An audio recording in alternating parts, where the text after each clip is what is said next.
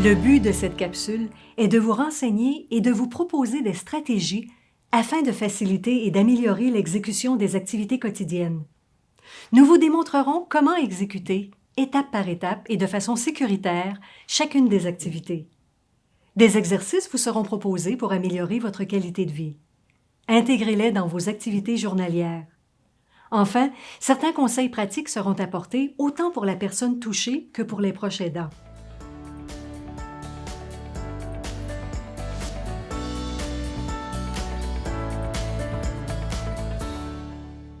La posture voûtée de la personne vivant avec la maladie de Parkinson entraîne une démarche traînante, à petits pas, ainsi que d'autres problèmes comme la festination.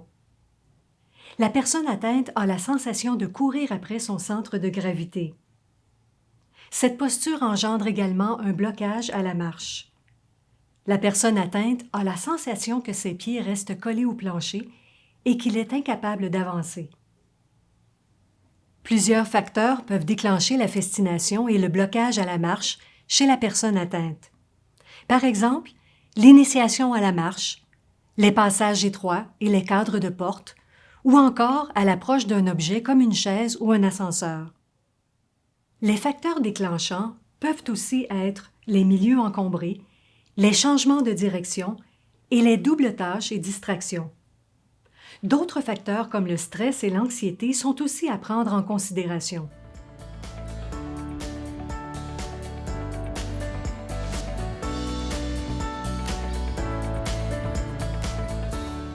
La technique 4S est basée sur la mémorisation de 4 actions. Stop, s'arrêter. Stand straight, se redresser et écarter les jambes à la largeur des épaules. Shift your weight, balancer d'une jambe à l'autre. Et step over, faire un grand pas et attaquer le sol avec le talon. La technique 1-2 ou gauche-droite est une autre stratégie interne visant à fractionner le processus de marche. En marchant et à voix haute, comptez 1, 2 ou dites gauche, droite. Des stratégies externes peuvent également être mises en place, notamment grâce à des indices visuels et sonores. Par exemple, l'utilisation de bandes adhésives au sol, de musique ou d'un métronome et d'une lumière laser sur les aides techniques.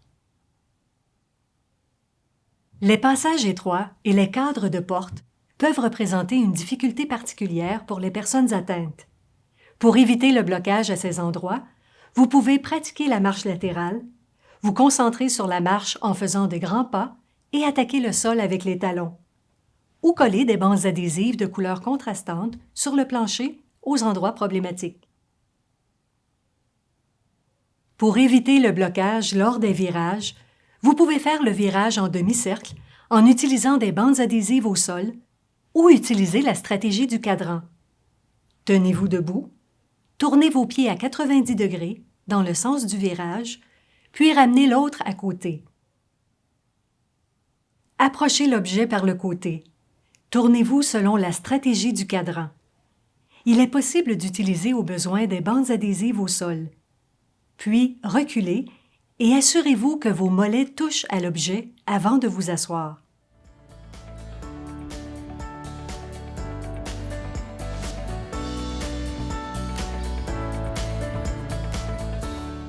À présent, voici comment diminuer le blocage à la marche grâce à une série d'exercices en position debout. Pour votre sécurité, faites les exercices près d'un mur ou près d'une surface stable telle qu'un comptoir de cuisine, une table ou encore le dossier d'une chaise sans roulette. Portez des souliers à talons plats pour une meilleure stabilité lors des exercices. En position debout, écartez les pieds à la largeur des épaules. Transférez votre poids sur une jambe, puis sur l'autre jambe en alternance. Répétez l'exercice 10 à 15 fois. Gauche, droite. Gauche, droite. Faites un pas latéral du côté droit. Ramenez le pied gauche à côté du pied droit.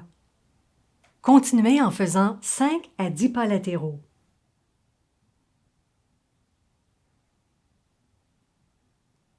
Répétez le même exercice en faisant les pas vers la gauche. 1, 2, 1, 2, 1, 2, 1, 2, 1, 2. Avec votre pied droit, faites un pas en arrière. Ramenez le pied gauche à côté du pied droit. Continuez en faisant 5 à 10 pas vers l'arrière.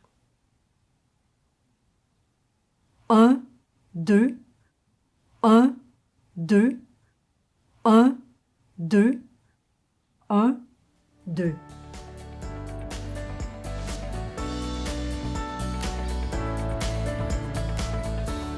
En position debout, débutez la marche en levant le bras et le genou opposé en même temps. Exagérez le mouvement des bras et des jambes en marchant. Parlez à voix haute, gauche, droite, ou comptez à voix haute 1, 2. 1, 2. En position assise, pliez une jambe et levez le genou le plus haut possible. Revenez à la position initiale. Faites le même mouvement avec l'autre jambe. Répétez 10 à 15 fois avec chaque jambe. Gardez le genou levé pendant 1 à 2 secondes. 1, 2. 1, 2. 1, 2. 1, 2. 1, 2. 1, 2. 1, 2. 1, 2. Levez le genou, mais cette fois-ci, levez également le bras opposé. Faites le même mouvement avec l'autre genou et l'autre bras. Exagérez progressivement le mouvement des bras. Parlez à voix haute, gauche, droite, ou comptez à voix haute 1, 2.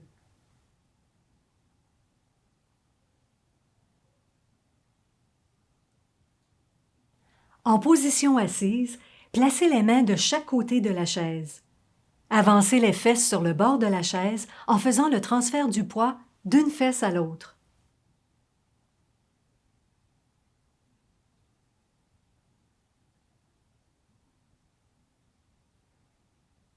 Penchez-vous vers l'avant jusqu'à ce que les épaules soient au-dessus des genoux.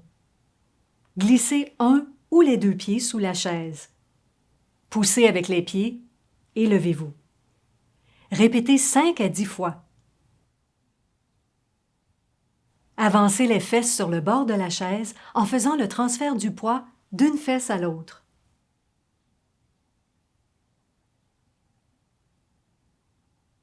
Penchez-vous vers l'avant jusqu'à ce que les épaules soient au-dessus des genoux. Glissez un ou les deux pieds sous la chaise. Poussez avec les pieds et levez-vous.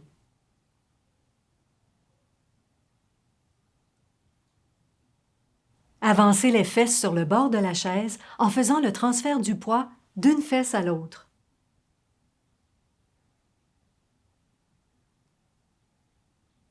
Penchez-vous vers l'avant jusqu'à ce que les épaules soient au-dessus des genoux. Glissez un ou les deux pieds sous la chaise. Poussez avec les pieds et levez-vous.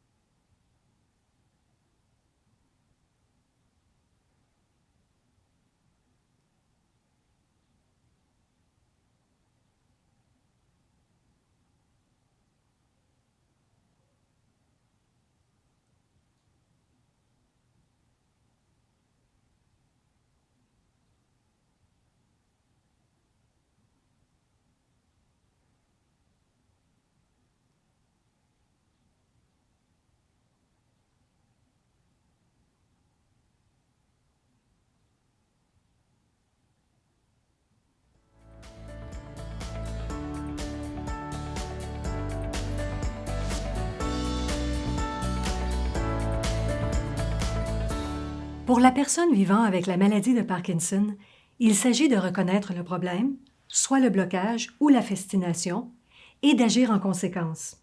Au préalable, imaginez et visualisez le mouvement selon les stratégies suggérées.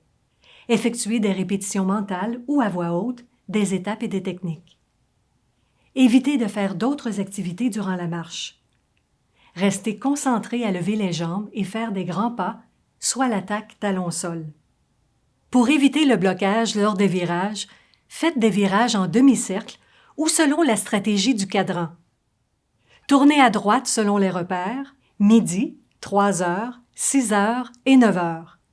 Tournez à gauche selon les repères, midi, 9 heures, 6 heures et 3 heures. Vous pouvez aussi utiliser des aides techniques comme une canne ou un bâton de marche. Cependant, demandez l'avis d'un physiothérapeute avant d'utiliser un déambulateur avec laser de type U-Step, une canne avec laser ou languette, ou une marchette à roulettes avec laser. Aussi, il est recommandé de consulter votre médecin pour ajuster votre médication dans le but de diminuer vos fluctuations motrices et pratiquer régulièrement les exercices suggérés dans cette capsule. Pour les proches aidants et la famille souhaitant faciliter la vie de la personne touchée, voici quelques suggestions. Dégagez les espaces, enlevez tous les objets qui encombrent le plancher comme les fils électriques et les tapis. Augmentez l'éclairage dans les endroits sombres. D'ailleurs, l'utilisation de détecteurs de mouvement peut éviter l'arrêt pour allumer la lumière. Placez des indices visuels dans les passages ou dans les lieux problématiques et rappelez à la personne aidée les étapes à suivre. Enfin, vous pouvez créer un obstacle en mettant votre pied devant le pied de la personne aidée. Nous espérons que ces différents conseils vous aideront, vous et vos proches. Dans le doute, n'hésitez pas à consulter votre professionnel de la santé. Bonne pratique!